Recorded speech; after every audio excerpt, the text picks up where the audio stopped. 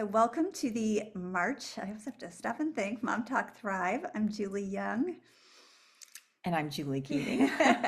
And we missed you last Aw. month. We did best practices, but Jill and Stephanie filled in. If you guys missed that, I did end up. So Jill Everson was on this session, the 2 p.m. Eastern session, and then Stephanie Lammers was on the evening one. What I ended up doing was kind of editing the two together, cutting out a bunch of stuff that was repetitive and putting it together. So that is in the Growing Families YouTube page if you want to Oh, that's go ahead good. and watch that. But I know Julie has so many best practices because I've learned from her over the years. And I felt like last month we didn't even get the tip of the iceberg. Mm. So we thought that would be fun to do again.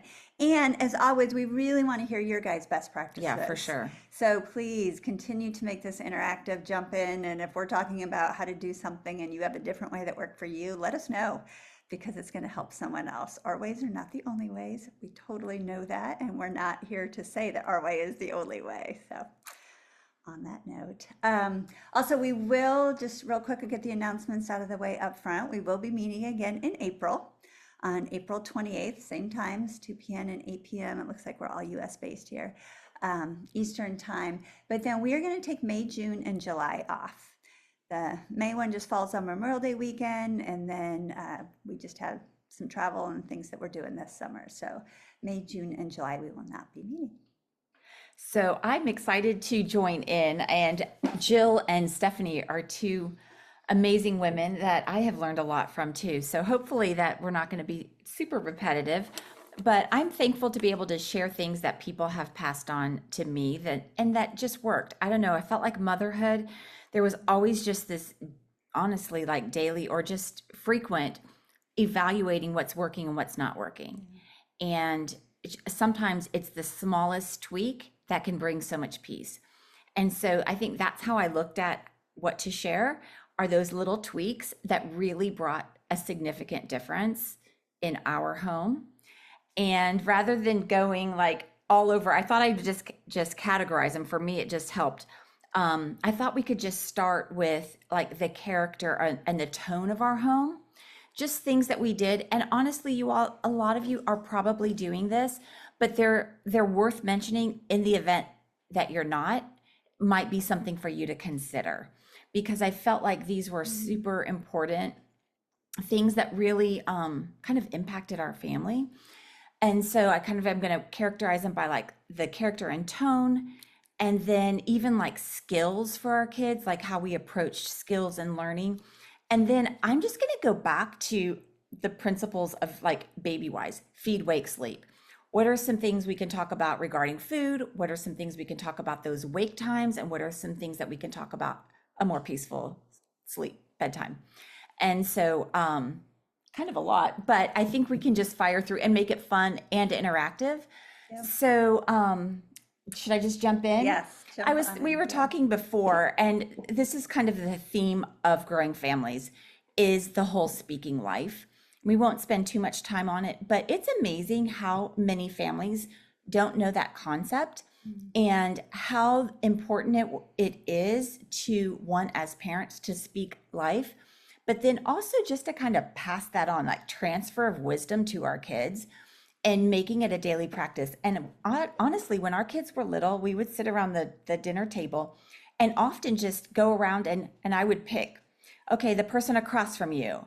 Okay, let's say something nice about the person across from you or a person to our left. And, oftentimes I would strategically with the ones that needed to say something nice to each other. Yeah. But when they're young, they're doing it. And it's like they share their toys or whatever. And it's very kind of surface simple, which is completely great. But it leads into where they're able to single out character in each other and really call those things out in their siblings and even in us. And so it fosters that unity, it fosters that family identity, and then they're able to actually speak those encouraging words and exhort people outside of the family because it's just the nature of what they're used to. So I do think it's a skill because I think it's not something that comes naturally to most people.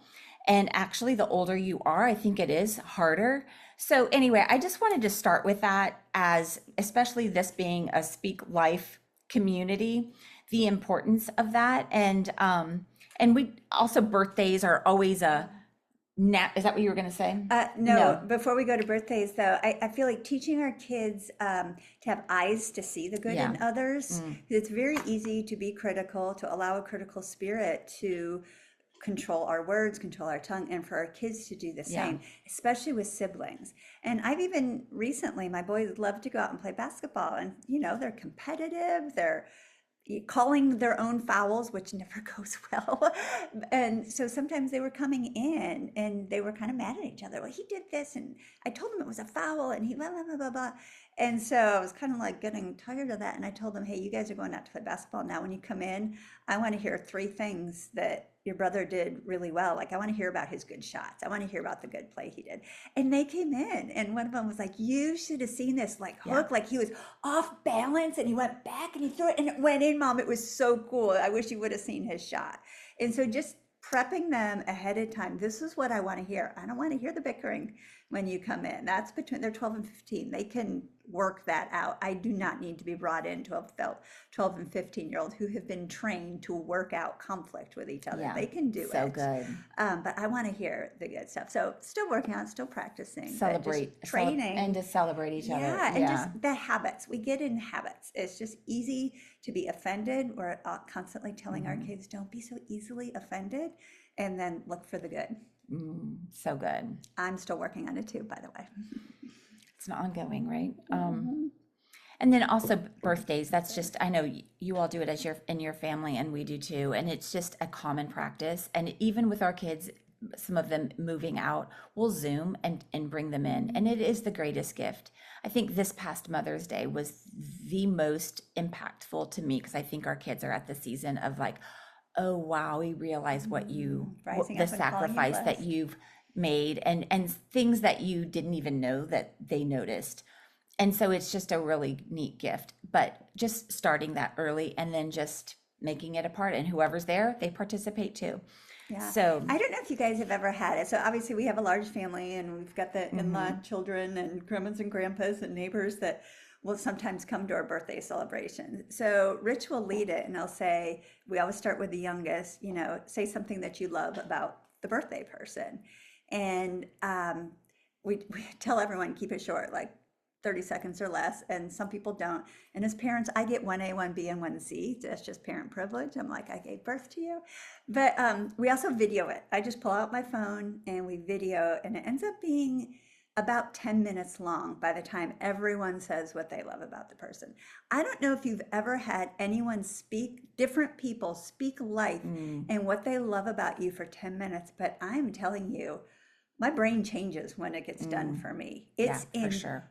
incredible. And I know my kids, my spouse, my parents feel the same thing. I mean, as soon as we end that, they're like, whew, that was incredible. And then I send them the video. When you're having just those tough days, it's nice to play a 10-minute video where everyone's telling you what they love about you. Yes, And so it's neat good. because no one wants to repeat. So a lot of times people are starting to get creative. And I noticed you do this, and I just really love the way you are gifted in that. That is something that I've been working on. So I really admire it in you.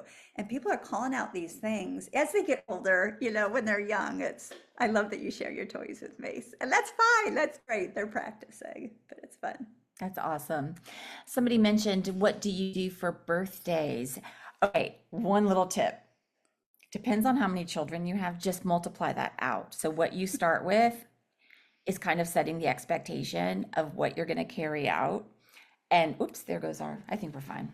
Yeah. But honestly, I was like, I'm tired at around age 12 of like, whew, all these birthdays.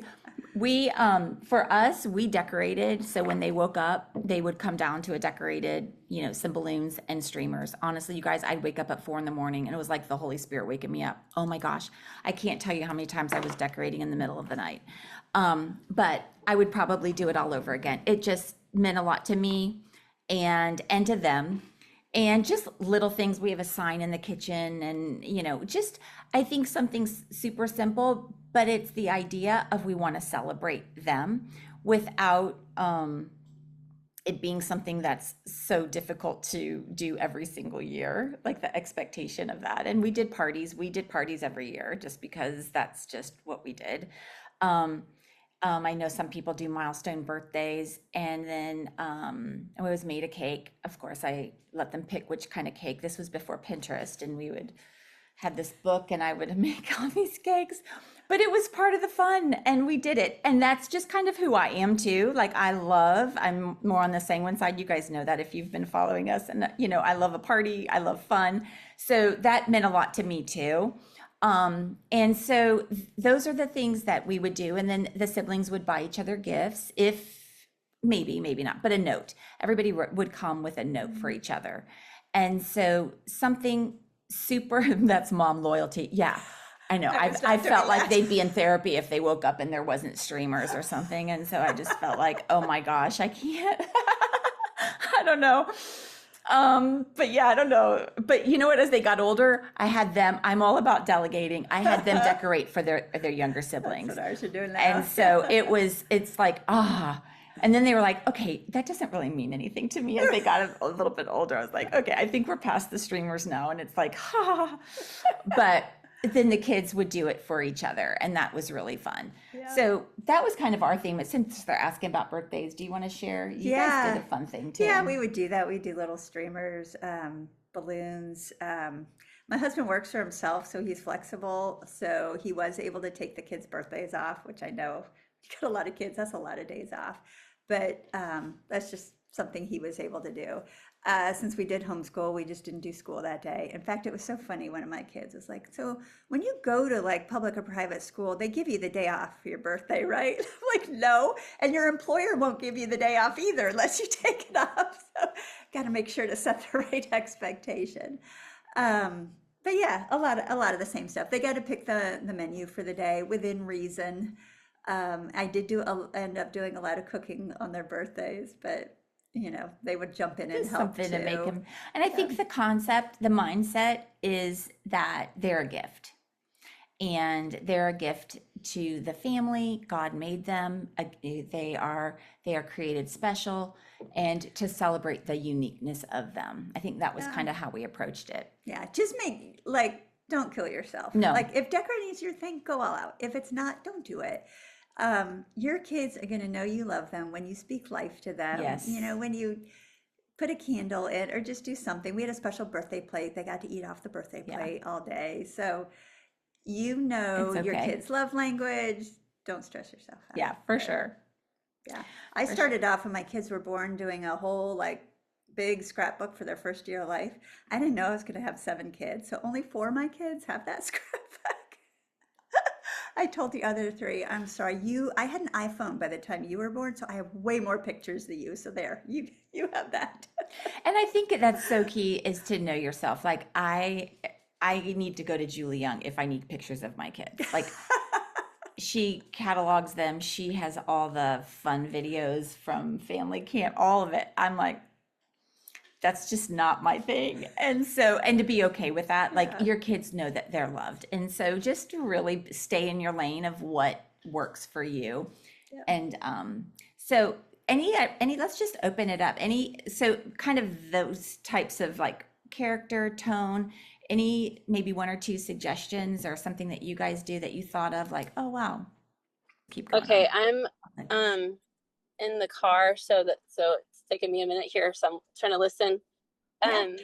So we homeschool as well, and the kids, get into fits sometimes, and they will have times where they're struggling more to get along.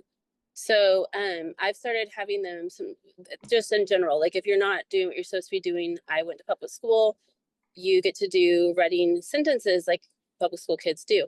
So like I'll have them write verses or whatever, but if they're particularly down on one sibling, I'll have them write out like 20 things that you like about their sibling. And then you get to go to that sibling and tell them what you said. I like this about you. I like this about you. Love that. Also, sometimes when I feel like we're not being very grateful in general too, we'll have to talk about several things that we're grateful for. And also that a lot of times that'll come out in a sibling. Like, I want to hear 3 things that you're thankful for this. We have 4 boys. So about this brother, about this brother, about this brother, you get to say 3 things about each one. And so I think it's just really important that I wish I was more consistent to do that on a regular basis, because I feel like it's more of when we're struggling.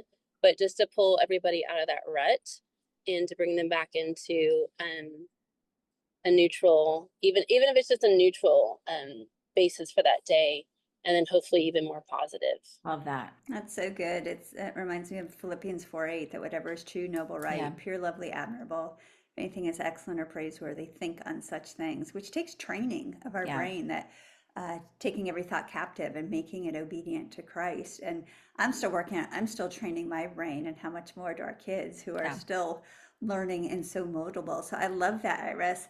I love that it's productive time too, instead of writing, I will not talk out of turn, 100 times, which was it Little House on the Prairie that they did that? And then they can also give that paper to the reading siblings too, so they can keep that as a keepsake. I think that's important Oh, too. yes, I love that.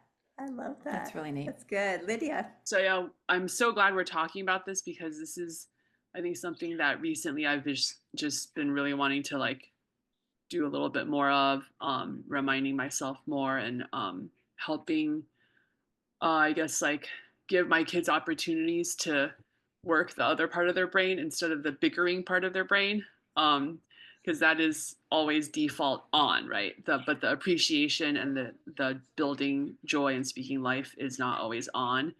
And yeah, I think I'm excited to hear what everyone else has to say. Um, but one of the things that I've found that has helped kind of put a pause on some of the like getting into the bickering is like that reflective sit time before something gets into like Mm. where like you can kind of hear kind of the emotional energy kind of getting higher and higher, and then nothing really has been like said that's very hurtful, but some small little jabs. And sometimes I'll just tell the kids like who are going at it, I want you guys just to sit for a little bit. And typically in that moment, they are not very willing to sit. But I have found that that can give them just enough time to just kind of like step outside of themselves for like 2 minutes or whatever it is, enough to see what they were doing. And sometimes it needs a little more intervention from me, but sometimes it'll also bring about like some self-correction and resettling into what they know the Lord wants for them in that. That's So so going good. back to the reflective sit time. I love that. I think Gary even says in the teaching, it's the reflective sit time is before they cross the bridge of trouble. And so we've actually like talked about the bridge. Like when you cross that bridge, there's trouble on the other side. And so sometimes when I want the kids to take a reflective sit time, I'm like, you have one foot on that bridge. I see. And they like know instantly because we've talked about that. I'm like, why don't you go sit back at the picnic table on the other side and decide if you're going to That's go ahead so and good. cross the bridge or if you're going to stay there. And they're like, okay, so go sit at the picnic table. Or just because we do a lot of hiking, so they have a picture of bridges and crossing streams and picnic tables. But so good. Thank you for bringing So great. that up. Patricia. It reminds me, I haven't had kids to deal with conflicts for a long, long time, but when they were in conflict mode, sometimes I would just put a rubber band and rubber band their arms and their feet together, one arm to one arm. I mean, I didn't trust my children, but and then I gave them a real simple task to accomplish together. Like I need the kitchen swept. So they would have to cooperate, and then it would end up with them just hysterically trying to work together and accomplish the task, but they knew that they had to be together and they had to Cracking up. cooperate. So That's funny. that was one Make it light. I love it. right. And to, just pivot ever so gently and yeah, make it a little fun. That's funny. Not my strong suit, but that was definitely the rubber bands were very, very helpful. That's I think anytime we can use a little bit of humor, make it a little bit of fun to make the point, and I can't say that that's my default or go-to, but when I can do that, the lesson is received so much better. And I learn better that way too. I mean, it Yeah. should be a no-brainer, but yeah, love that. Stephanie. I'll keep it brief, but I just wanted to say, we're only 4 years into growing families, and our girls are a little bit older when we started this, and so we're taking parenting from the tree of life again. We're doing the class right now, and so it's just such good reminders because I feel like sometimes when you do the class the first time, it's totally like drinking out of a fire hose, and so like to like really have another second to like digest this material and pick up new things. And so when we took it the first time, we realized that especially my husband could be very sarcastic, right? And so it was something we immediately started cutting out of our vocabulary and like really trying to, and obviously he's a big like Old Testament nerd and like is a deep diver. And so he like did, sarcastic means to like tear flesh, right? So when you really get that picture of what sarcasm is and that it's flesh tearing, like it gives you a different perspective on like using it, right? And so I feel like we have done a really good job. My kids still sometimes struggle because of the outside influence and the way society is of naturally being sarcastic, but they have also now started picking up on it. And I feel like the thing that we're still working on is tone. And so, because of their friends being so sarcastic, sometimes when they say something, which is technically a compliment, it's sometimes received that it wasn't a compliment because of, or it's very like, I don't know, like I like your water bottle, and I'm like, and they're like, do you really like my water bottle? Do you not like my water bottle? And I'm like, okay, so why don't you say, hey, I want to tell you something that I really value about you, like preface it so that it's really intentional and that it's really not meant to be, interpreted the wrong way. Make sure your intent is really there. And, when we were doing the homeschooling hybrid, they did a hot seat for every kid's birthday. And so my kids love the hot seat idea of speaking life to from their whole class. Like they would get the hot seat and then they would literally make a poster board, so we've kind of adopted this into our family. So we make a poster board, we put their name in the middle, and then we write everything that everybody says about them. So that then when you make your homemade cards, because we're not spending $7 on a card. We always make our own homemade cards. I'm too frugal for that. But when you're making your homemade card, you can remember and write all of that out, right? Of like all those words that were said about them. And it might be something that you also feel about them of, wow, like one of my kids, like, I love how organized you are. That might not have been what she said, another friend's, or another family member said, but it's something that they also value of that person. So, yeah, so we're still a work in progress. Literally yesterday, my kids had 5 minutes to do the dishes without arguing, and they couldn't accomplish it, unfortunately. And so both of our girls are pretty low on their, touch is not high on their love language.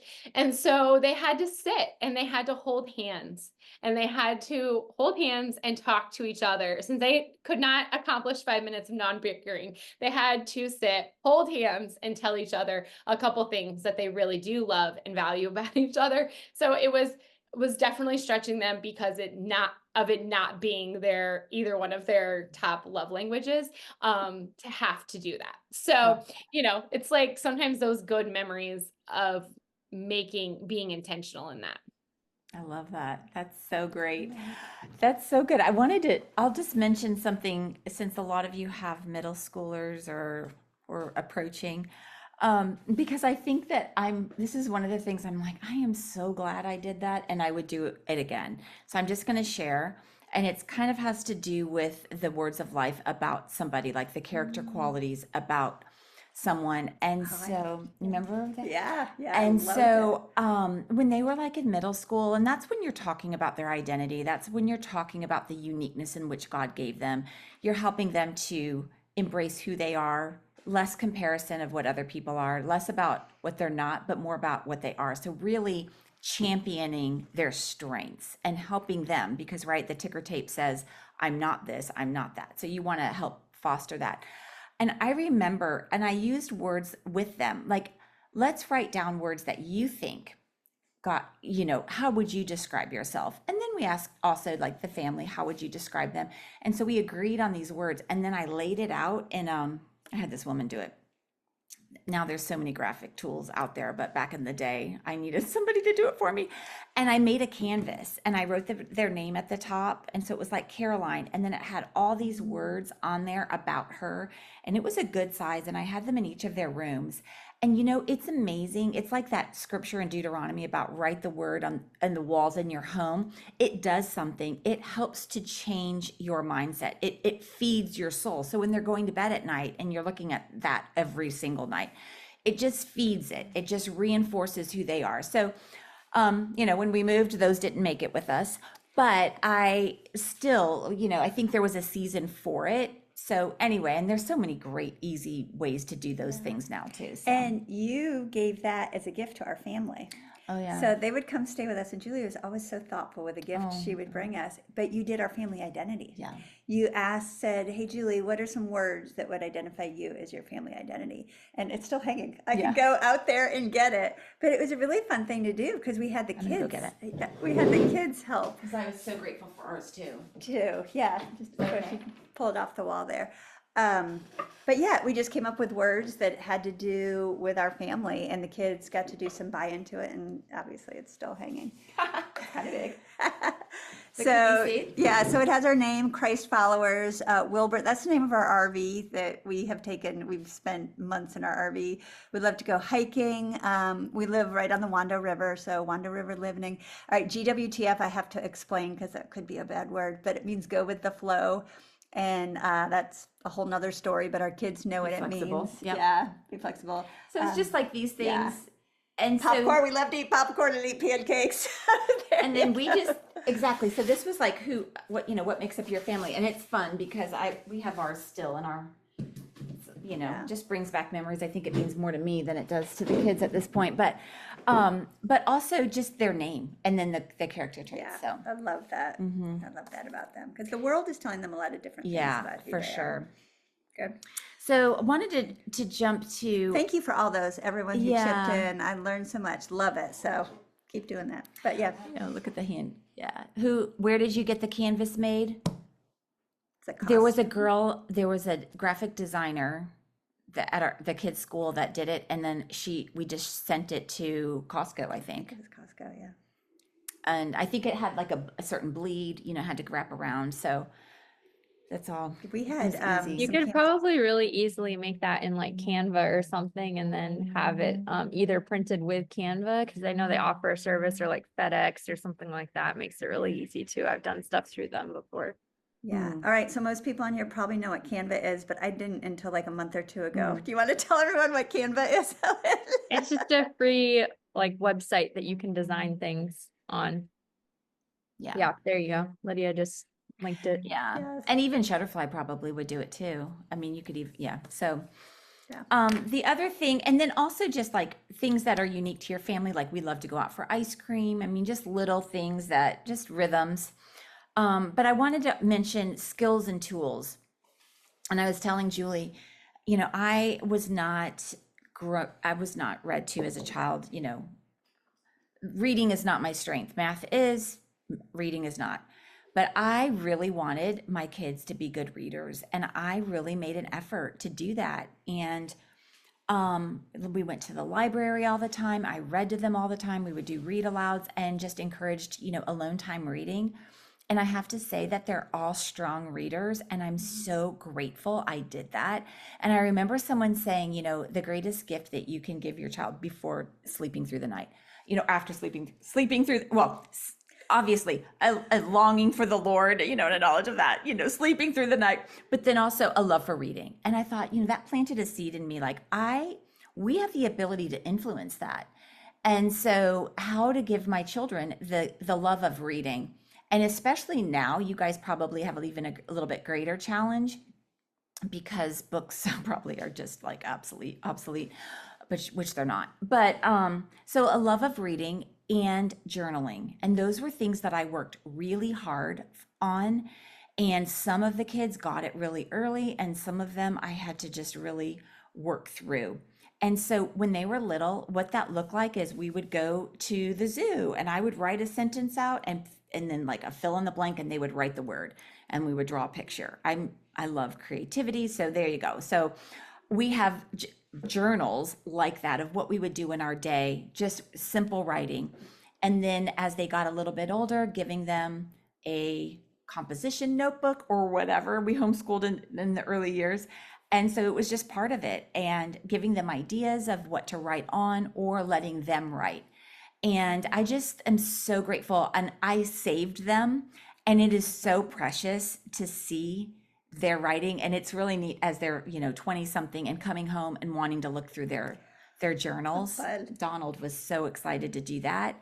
And you see what, like how you've grown, answered prayers, all of that. I feel like it's a tool that we can give for our children that is going to help them with soul care. We talk about, how the importance of processing emotions in a healthy way. And so all of that is going to help them in their health.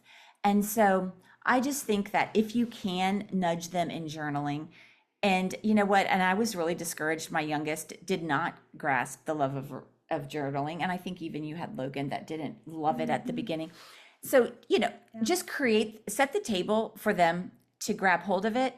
But if they don't, it's not a reflection of whether you're a good mom or a bad mom. So let's just, get us off the hook. That's not a condemnation, but just something to think about, creating that environment for that. And those are just things that I would probably do with my grandchildren now. And I think there's chat going on. I'm not reading any of it, but Yeah, no, it's good. Just book ideas. book ideas. Yeah, and love that. and honestly, when Julie and I were walking this morning, oh my goodness, you guys, we would go to the library and I'd go every week and we would have this massive basket and it was like Christmas and kids would get to pick them out. And I mean, I knew the library like the back of my hand. I knew all the books and it was so fun and the kids loved it. And so it was new, it was exciting, and any way that you can foster that. So Love that. I love what's going on in the chat. Okay, There's Lots good. of fun ideas. Yeah. yes, good. Good book ideas. And also, I mean, you guys, there's Chat GPT you can use for things like this, Christian books for a 5-year-old. I mean, I'm all about it. I'm almost like obsessed with it because I'm ChatGPT. seeing how amazing it can be. It's a tool. It's just like the TV was. Everybody thought, oh my gosh, it's terrible. How do you use it as a tool that can be resourceful for you? And let me tell you, I'm using it as a tool and it has been resourceful to me. And so I'm loving it. So anyway, just remember that is a tool out there. Did we use it for the Mom Talk Thrive description this No, time? not Last this week's time. Oh, did I? I have done that. maybe. So the podcast, I don't know if y'all have found the podcast yet, but the descriptions, it'll be, on couch time. And so I'll just make some notes, couch time is foundational for marriage. It's, blah, blah, blah, blah, blah. And then I told ChatGPT, make this sound fun. And it comes up with this. fun Amazing. definition. Instagram So, posts, all the things I've used it for. Yeah, definitely. taking my thoughts. Actually, I even did it for mom hacks, but mine, I just was curious what they said. There were some of the same things, but these were all truly from my family. This is Iris, and I apologize because we had a appointment run late, and I'm had to drive, and so I'm not paying attention as well as I'd like. But we were talking about read alouds. One of the things that I'm gonna do for the first time this summer is have 2 of my older ones do a read aloud. We do that Yes. every summer in the summer, but read to the younger ones. We're gonna go. We were kind of progressing up with harder books, and last year I tried to read to the younger ones and read to the older ones, like Chronicles of Narnia. But this summer we're going to do like Ralph S. Mouse and just do something simple. But I know the older ones are starting to tap out of that series to keep them interested. I'm going to have them do the read aloud Love because it. they finally can, because then it still, I think, pulls them in. So we have 2 Awesome. that are 2 years apart, 5-year gap, and then 2 more that are 2 years apart. So being able to pull the bigger ones in is getting more challenging, but I think it's just a way of just letting them be leaders. I love that. Love Yeah. that. What's interesting is I was asking my 15 and 17-year-old in preparing for this, I said, what are some hacks? What are some systems that we have in our house? And I don't think they totally understood what I was asking him. But my 15-year-old son said, I loved it when you would have the his older brothers and sisters, they would be assigned 15 minutes to teach him. And, you know, there's like a 10-year gap between one of his brothers, and Caleb took it upon himself to teach Micah the proper art of Nerf gun warfare. I mean, it wasn't always like math and stuff like that. It was fun stuff. Now the sisters made a whole ABC book for him, so it's just so funny, the different personalities. But anyway, that was something he's like, I loved my time with Caleb. I loved my time with Logan. So I think that is so neat. You're building some special memories And I there. love what they're saying in the chat too. Yeah. It's really funny. Like in the chat yesterday, one of my kids took a So picture good. of Boxcar Children, and they're like, anybody remember this? And all the comments flashed through, you know, of like, oh my gosh, you know, I love that series. memories, All of it. Yeah. Yeah. Yeah, definitely. Just since you brought up summer, I had actually a few thoughts on that. So summer is, how do I want to, I'm going to stop on that. What I mentioned before is like the whole feed, wake, sleep. That whole mindset of being parent directed when your baby is an infant is kind of what we roll into, right? And the whole purpose of that is to get your baby to sleep through the night. But the reality is feed, wake, sleep continues forever. So if we keep that mindset, you have eating times and you have sleep time and you have wake time. And the challenge is when they're older, the wake time is very large. And so I always looked at it as my responsibility to influence wake time because I wanted to. I had that opportunity. The kids are in the home. I have an opportunity to create an environment where they can learn, they can play, relationships are built. And I took it kind of being intentional as opposed to just free time. So in that, you know, the reading and all of that, but when they come home from school, let's just say it's going to be summertime, you're going to have a lot more wake time with your children and a lot more time with your children. And so what do you do with that? And so I looked at it as we would just, at the beginning of summer, we'd, you know, get a couple of new fun things for the backyard so that they could, you know, just some things that were exciting.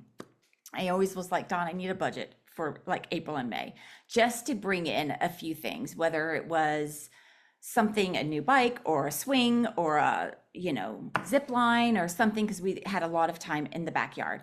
And then I bought games. And so they would be like in the middle of the kitchen table so that after, you know, if they were waiting for a meal or we were doing like unofficial table time as they got older, there were things to play. And I remember those logic games, you know, the traffic jam, like a lot of things that they could do as an individual or with people.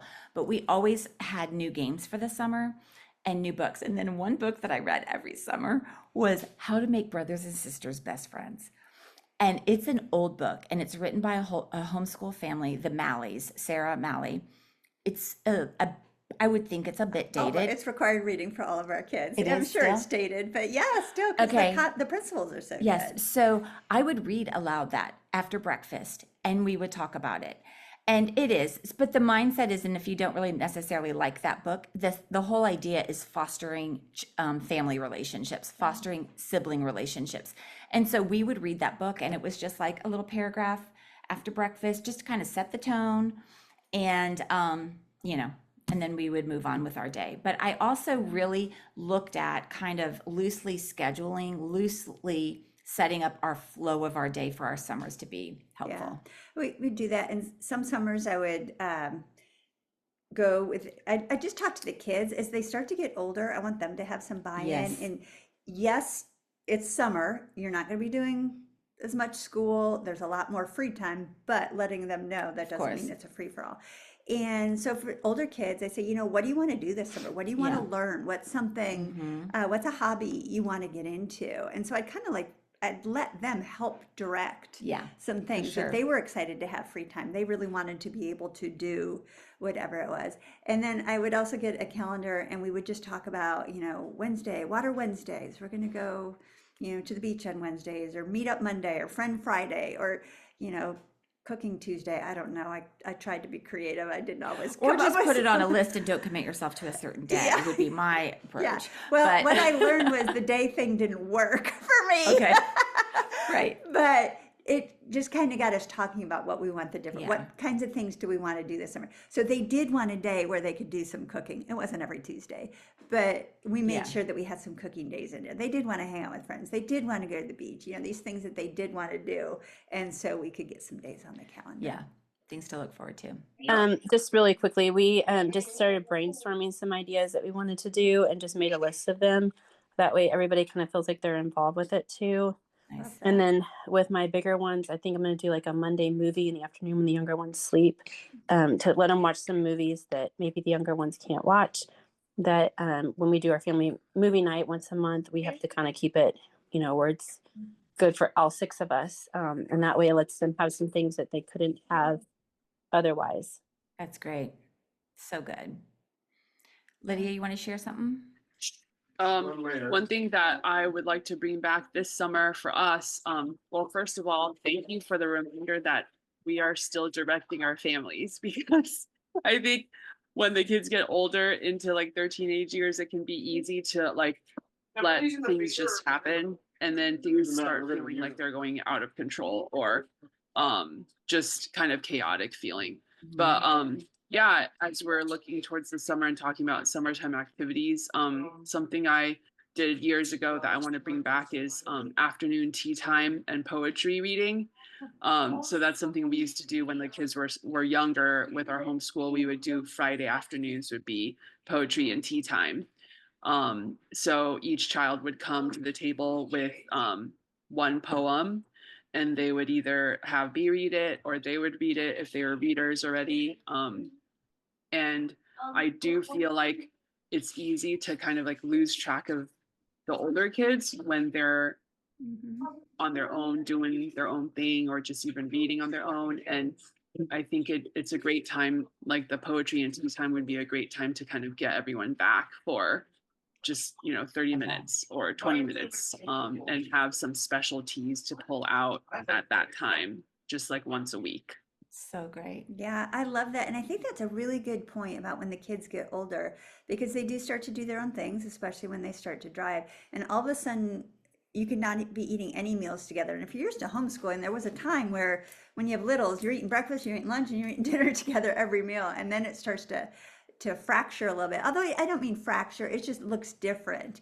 And even now, because we have a 17, 15, and 12-year-old in the house full time, everyone does breakfast at a different time.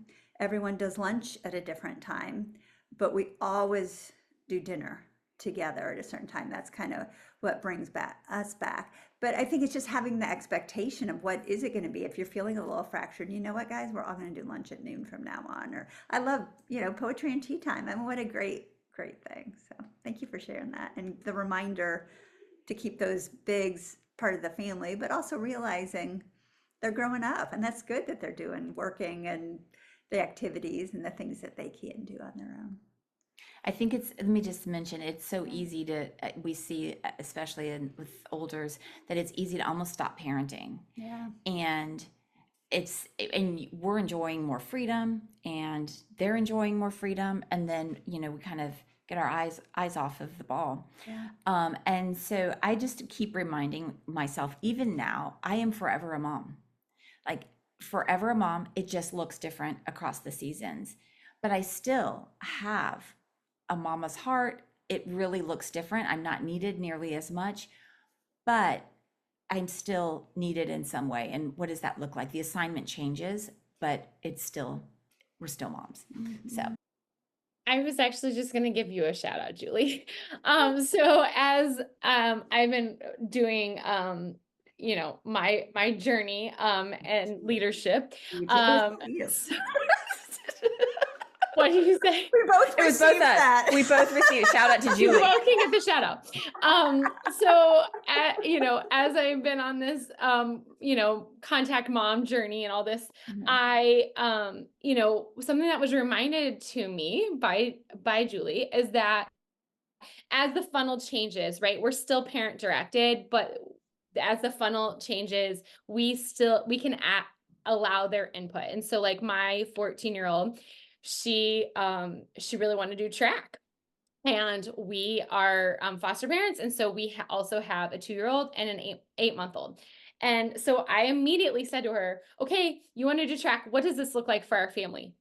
Write it all out and make a plan so that mom isn't going crazy and isn't running around like a chicken with my head cut off, Yeah. right? Like, let's make a plan. Yay. And so it's beautiful to be still parent directed, but also allow that funnel. And with the summer, I was planning on going, we live in New York. And so I was planning on going and visiting my family in Illinois.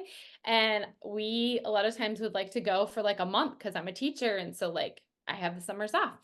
And it was brought up to my attention, I think one of them just came in the door, that they don't want to go for a month. They have friends here now, and that like, they want to be with their friends. They want to see their cousins, but like they still want to go. But hearing that feedback of like, mom, can we go for like 10 days instead of like 3 weeks?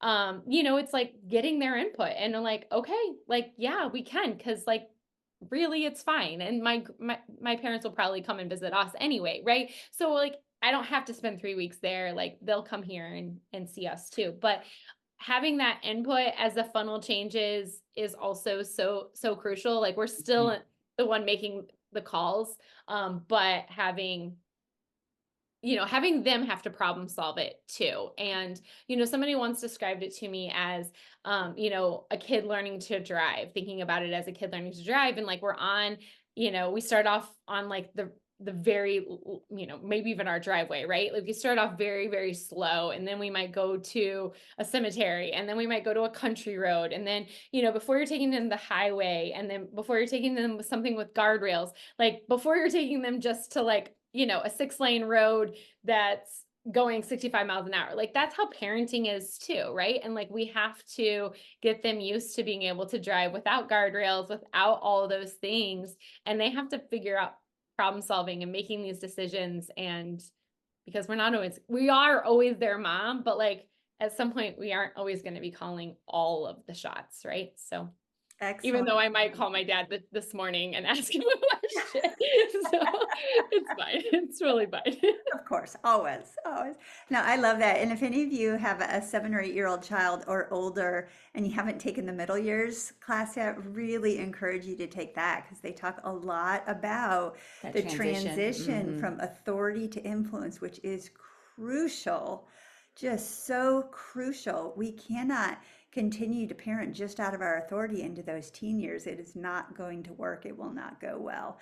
But when we can start transitioning, and it's our influence and letting them, making sure they're thinking, and because otherwise, if your first reaction is track, we can't do track. My life is already crazy. I don't have one more thing. If that was our response, she would have been crushed and maybe mad at you, and mom won't let me. And instead she looks at it, comes up with a plan, or maybe she realizes it's not possible, or maybe she's like, no, we can make this work. There's another made a large plan. We're doing it. Good, that's That's great. so And great. thank you for that encouragement. I literally just said it to Jessica Rubigo. I was like, we have to watch the middle years because that's one of the classes like we haven't watched yet. So Yes, thank you for that so encouragement. good, so good. But there is a family in town here where we live that has a lot of kids, and they want to be doing all these different activities and sports. And the parents told the kids, we are all for you, but you have to know we want you guys to help find rides to and from practices and games. We can't be driving 7 kids to practices and games. Now, some of them can drive, but not all of them. And so they said it's really neat to see, well, my friend Joey, who lives down the street, he's doing football too. I'll ask them if I can get a ride home from practice with them. And so it's given some ownership to the kids, and understanding of what's possible without like punishing them that we're a big family, so we don't do anything fun, or, just some of the things that you don't want them to believe about themselves or their family. I'm just gonna mention, Stephanie, I'm so proud of you for catching that, because we learned the hard way on all of this, and so I'm thankful that you're able to glean from our mistakes. But I also wanted to do a shout out to Iris too, because so I remember signing Elizabeth up. We did swim practice. This is what we did. All 5 of us, we'd go, and she was an excellent swimmer. And I will never forget that our biggest first conflict was, and she was like, it was always yes, mom. I mean, I couldn't believe it. And it was, you didn't ask me if I wanted a competitive swim. And I'm like, of course I didn't ask you, because that's what we do. This is what we do in the summer. And that's when I woke up of, wow, okay, she doesn't feel like she has a voice. She doesn't, and she was 10, 12, 11 years old. I mean, at that time, you kind of at least talk through it. Even if we're going to do it, have a conversation about it as opposed to just, and I think those were some tough years. And I think it's easy when you have a lot of children maybe grouped together to group them to get together. And I remember, and I want to do a shout out to Iris because she was saying that she made time for her older to watch some movies that maybe wouldn't be family appropriate for the whole family. And I remember all we watched was animated movies because I knew that, I mean, that's just VeggieTales was already screened for me. I didn't have to do anything. And she'd want to watch a movie. And it was like, no, why would we watch anything else? Why would we listen to anything besides Christian music? This is what we do. And because that was easy for me. And these are the books that we read. You know, I would do the research and these would be the books. And so all of those things, I really think we didn't grow with our children. And I think that it does take a little bit of effort. There are resources out there, but the importance of that, because I do think that it hardened her heart for a season. And, you know, it's not life-giving and it's not developmentally good for them. So anyway, we are at 5 minutes too. I could go on so much more, but I just wanted to throw Like out. we need a part 3. We have like I know, pages. maybe. I feel like, because it's kind of opening it up to conversation about different things, but I'll just throw this out there. I did want to mention just about the feed part, and you guys know I'm passionate about health and stewarding our bodies and eating healthy things, kind of just set ourselves up for success to help our bodies get the nourishment that they need. And I really think we can be parent directed in that. What are the foods that you're bringing into the house? We as parents, we bring it in. Can't necessarily control what they're doing outside, but you know, just the encouragement, that mindset, and maybe just lean in and ask the Lord if there's one thing that maybe you want to maybe focus on, and not to feel condemned or anything, and not to get bombarded by what you see on Instagram of all the things that you're forbidden to eat or you need to eat or stop drinking and stop. Like, it could be overwhelming, but just look at the way God created us and the foods that he gave us, the live foods back in the Garden of Eden, the live seed-bearing plants and animal meat, whether you're a vegetarian or not, that's, you know, but just closest to the original form. And how can we create meals and snacks for our kids that are going to nourish them, because it does affect their brains, it does affect their behavior. And I feel sorry for kids that are labeled this and that with all these different letters attached to them, and they're not at all getting protein for breakfast. I'm like, okay, you know, so what can we do? And sometimes it's offering a child something for 15 times before it changes their taste buds. And so to develop a liking for it, healthy and natural foods. And I remember, this is the last thing, I remember someone saying, you know, people that eat Indian food, like the culture of India, like that's what they're grown up with. And so that's what they like. Okay, so what are we establishing for our culture of this is what we're going to eat? Like, this is what is nutritious for our body. It doesn't have to be all the, you know, the altered processed foods. And start talking about, you know, middle and high school age, even elementary school kids, telling them the why, because you might be making changes. I've been on a journey of learning for many years, and every year they kind of laugh. They're like, okay, what are we changing now, Mom? What are we not eating now? Or what are we adding? But I always try to tell them the why. Okay, well, here's why. I learned that this either does this bad for the body or does this good for the body. And so just helping them, it's still sometimes a little tough, like, you're taking that away, but I was trying to have other alternatives. I remember my Donald saying, he was invited to a friend's house. Do they have Jif? And that was like this gauge, like, please, do they have Jif? Because Or do you they won't eat that buy peanut Jif. butter you have to mix up? I know. Do they have Jif? Because I just want to go there and have Jif. You know, I mean, and it's okay. He didn't, you know, he turned out fine. I never bought Jif. But I'm just saying these little things. Jif is a brand of peanut butter here that probably isn't made with the most natural ingredients. They may have changed some things already, but it's a very, They used to have hydrogenated oils. I don't know. That's kind of, I think yeah. people woke up to that. But Yeah. but This Anyway. is Iris again. And my third born, who was 3 at the time, would go around going, "Does this have GMOs in it? We can't have GMOs in it."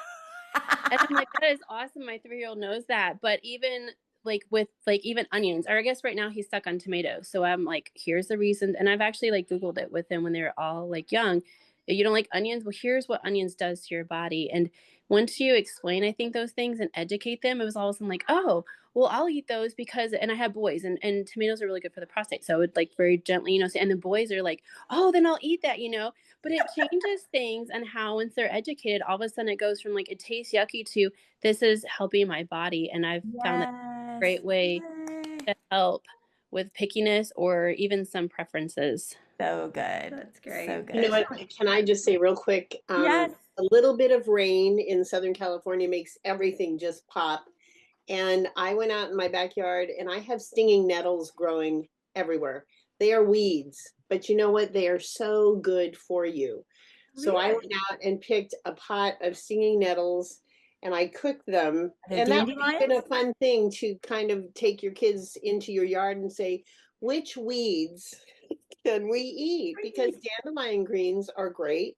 People pay, I'm just looking to see if I can pull up the picture that I sent my friends. I love People it. pay money for dandelion greens, and so sitting in I my tried it, Patricia. I really did try it in my smoothie, the dandelion greens.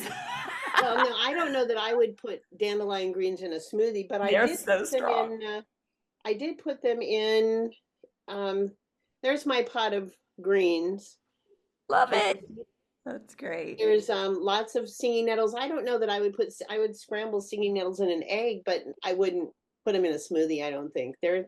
I But love it. but anyway, I just wanted to piggyback on what Iris is saying. Is like there's a lot.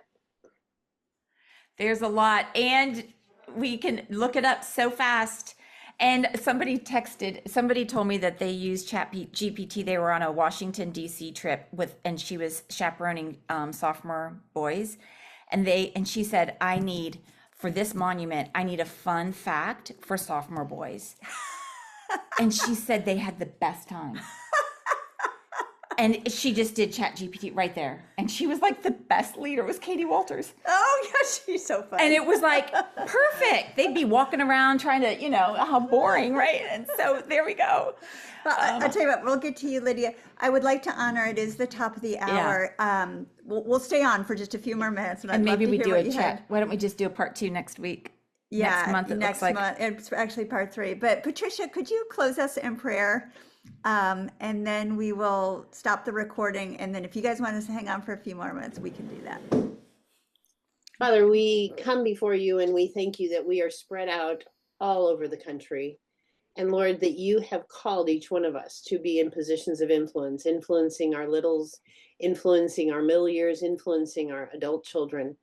And I thank you, Father God, for this like-minded community, that we are linking arms and we are saying, well done. Father, I pray that no mom would walk away saying, but I'm not doing that, but I'm not doing that. And Lord, that we would be encouraged to know that we are doing what we can do, and you will give us the next thing that we need to do in our homes, in our families, to influence these littles. Father, I thank you for Julie and Julian for the time they have put into this and for the wisdom they share. Bless every one of us as we go about our day. Some are finishing up their day and some are just starting. But that you would be honored, Lord, in what we say, what we do, and guide our plans. These are just great suggestions. In Jesus' name, amen. Amen. Amen.